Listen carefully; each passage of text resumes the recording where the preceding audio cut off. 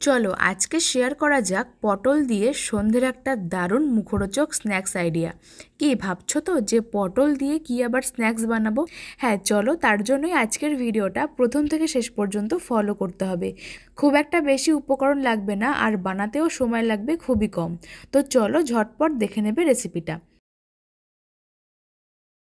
তার জন্য সবার প্রথমে এখানে নিতে হবে পরিমাণ মতন পটল। তো আমি এখানে প্রায় 3 থেকে 4টে মতন পটল নিয়েছি। সেটা দিয়ে কিন্তু বেশ অনেকগুলো রেসিপি তোমরা বানাতে পারবে। তো 4টে পটল নিয়ে খুব ভালো মতন খোসা ছাড়িয়ে ধুয়ে নিতে হবে। তারপরে ছুরির সাহায্যে পটলগুলোকে এইরকমভাবে গোল গোল আর পাতলা করে কেটে নিতে হবে। চেষ্টা করতে হবে একটু পাতলা করেই কাটার, তাহলে কিন্তু রেসিপিটা তৈরি করতে সুবিধা হবে। তো এখানে আমি সবগুলো পটল একই রকমভাবে কেটে নিচ্ছি।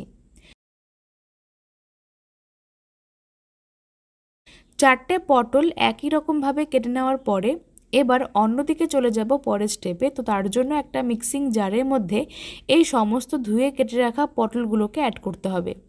তো এখানে কিছুটা পরিমাণে পটল দিয়ে তার সঙ্গে অ্যাড করেছিলাম 3 থেকে 4 কোয়া মতন রসুন আর ঝাল মতন কাঁচা লঙ্কা। অল্প একটুখানি জল দিয়ে পটলটাকে খুব ভালো করে পেস্ট করতে হবে।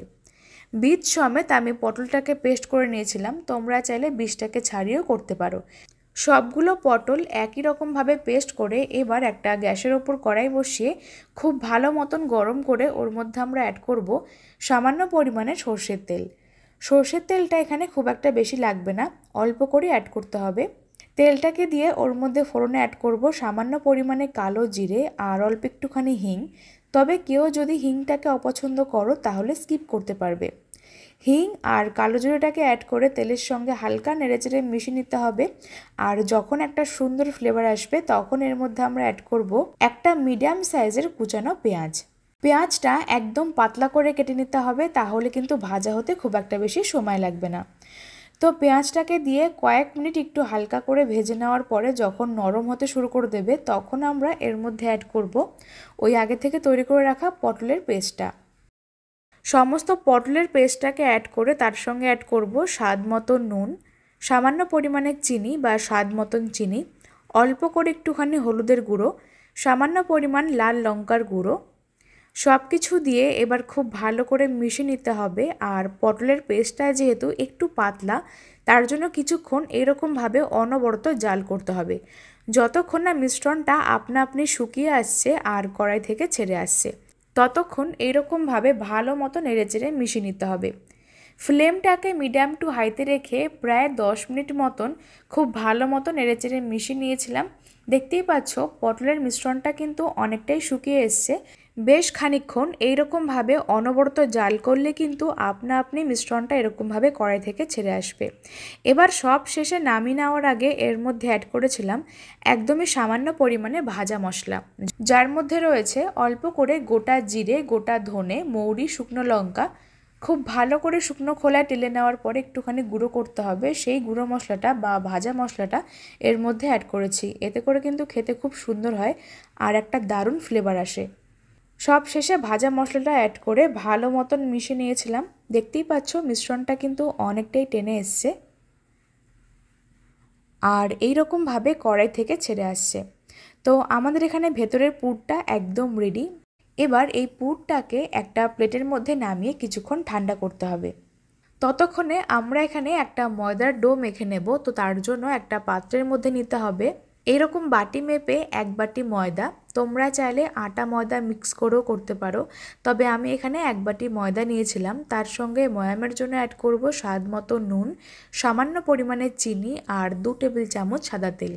সব কিছু দিয়ে শুকনো অবস্থাতে ময়দার সাথে ভালো করে মিশিয়ে ময়াম করতে হবে। এই ময়াম দেওয়ার কাজটা একটু সময় নিয়ে করবে, তাহলে কিন্তু এই রেসিপিটা ওপরটা যতটা পরিমাণে মুচমুচে আর ততটাই খাস্তা হবে। ভালো করে মিশিয়ে সব কিছু ময়াম করে এবার এর মধ্যে আমরা একদম অল্প অল্প করে জল দেব, মানে হালকা উষ্ণ গরম জল দেব। একদম অল্প অল্প করে উষ্ণ গরম জলটাকে অ্যাড করে ভালো করে মেখে নিতে হবে আর একটা সফট ডো বানাতে হবে। ডোটা খুব একটা বেশি শক্ত করব না, আবার একদম নরমও করব না। ততক্ষণে তোমরা আমাকে কমেন্টে জানিয়ে নাও যে আজকের ভিডিওটা কে কোন জায়গা থেকে দেখছো, তাহলে আমি তোমাদের প্রত্যেকের কমেন্টে ধন্যবাদ জানাতে পারবো।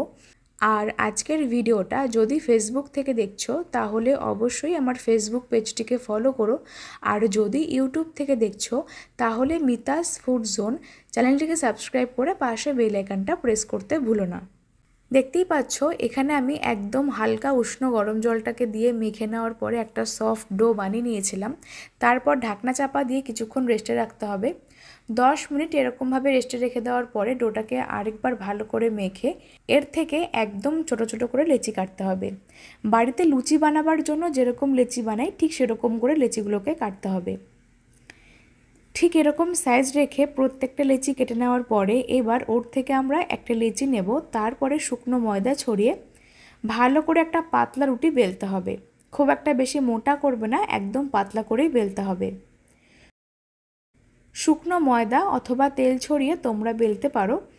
দেখতেই পাচ্ছ ঠিক এরকমভাবে একটা পাতলা রুটি বেলে নেওয়ার পরে যে পটলের পুরটাকে আমরা আগে থেকে বানিয়ে রাখলাম আর ঠান্ডা হয়ে গেছে, সেই পুরটা থেকে পরিমাণ মতন খানিকটা পুর মাঝখানটা দিয়ে দেওয়ার পরে ভালো করে ছড়িয়ে দিতে হবে।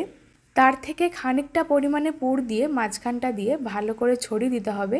তাহলে কি হবে, প্রত্যেকটা কামড়ে পটলের পুরটা মুখে পড়বে আর খেতেও সুন্দর লাগবে। তো এখানে আমি পরিমাণ মতন পুরটাকে দিয়ে খুব ভালো করে ছড়িয়ে দিয়েছিলাম। দেখতেই পাচ্ছ আমি এখানে কাজটা কিভাবে করছি। ওপরে দু সাইডটা খুব ভালো করে ভাঁজ করে মুখটাকে বন্ধ করতে হবে, আর খেয়াল রাখতে হবে যেন ভেতরের পুরটা কোনোভাবে বাইরে বেরিয়ে আসতে না পারে। যদি মুখটাকে আটকে নেওয়ার সময় একটু অসুবিধা হয় তাহলে সামান্য পরিমাণে জল লাগিয়ে ভালো করে মুখটাকে বন্ধ করতে পারো, তাহলে দেখবে আর কোনোভাবে খুলে আসবে না। একটা স্ন্যাক্স খুব সুন্দর মতন কিন্তু রেডি হয়ে গেল। বাকিগুলো আমরা একই রকমভাবে বানিয়ে নিচ্ছি। পটলের পুরটা কিন্তু পরিমাণ মতন দেবে, খুব একটা বেশিও না আবার একদম যেন কমও না হয়। সবগুলো স্ন্যাক্স একই রকমভাবে বানিয়ে নিয়েছিলাম। তারপরে এগুলোকে ভেজে নেওয়ার জন্য গ্যাসের ওপর একটা কড়াই বসিয়ে ওর মধ্যে খানিকটা পরিমাণে তেল দেব, আর তেলটা মিডিয়াম ফ্লেমে রেখে যখন হালকা গরম হতে শুরু করে দেবে, মানে খুব একটা বেশি ফুটন্ত গরম করবে না, একটু হালকা ঠান্ডা তেলের মধ্যে দিলে কিন্তু এগুলো খুব সুন্দরভাবে খাস্তা হবে আর ভেতরটাও একদম পারফেক্টভাবে ভাজা হবে। আজকের এই রেসিপিটা তোমরা যারা পটল খেতে চাও না, একদমই পছন্দ করো না, তারা কিন্তু অবশ্যই এইভাবে একবার বানিয়ে ফেলতে পারো। বাচ্চাদেরকে দিলে অথবা বড়োদেরকেও সার্ভ করলে তারা বুঝতেই পারবে না যে এর মধ্যে পটল অ্যাড করা হয়েছে। এক পাশটা যখন হয়ে যাবে তখন আমরা ওই সাইডটাকে উল্টে দিচ্ছি আর এরকমভাবে একটু তেল ছড়িয়ে দেব, তাহলে খুব সহজে ওপরটাও ভাজা হয়ে যাবে। 3টে স্ন্যাক্স এপিটোপিট উল্টে পাল্টে ভালো করে ভেজে নিয়েছিলাম। দেখতেই পাচ্ছ একটা কত সুন্দর কালার চলে এসছে। সবগুলো স্ন্যাক্স একই রকমভাবে ভেজে নিতে হবে। তো বন্ধুরা, তৈরি হয়ে গেছে খুব সহজে একদম পারফেক্ট মুচমুচে আর খাস্তা স্ন্যাক্স রেসিপি, সেটাও আবার একদম পটল দিয়ে তৈরি করা। কেউ খেলে বুঝতেই পারবে না যে এর মধ্যে পটল অ্যাড করা হয়েছে। এতটাই সুস্বাদু হয়েছিল খেতে। তাই তোমরা অবশ্যই একবার বাড়িতে বানিয়ে খেয়ে দেখতে পারো। খেয়ে তোমাদের কেমন লাগলো সেটা আমাকে জানাতে পারো। রেসিপিটা ভালো লাগলে লাইক কমেন্ট শেয়ার করতে ভুলো না। আর আজকের ভিডিওটা ফেসবুক থেকে দেখলে পেজটিকে ফলো করো, আর যদি ইউটিউব থেকে দেখছো তাহলে মিতাস ফুড জোন চ্যানেলটিকে সাবস্ক্রাইব করে পাশে বেল আইকনটা প্রেস করো। আজকের মতন এই পর্যন্তই। দেখা হচ্ছে তোমাদের সাথে পরবর্তী কোনো ভিডিওতে। ততক্ষণ সকলেই খুব ভালো থেকো। ধন্যবাদ।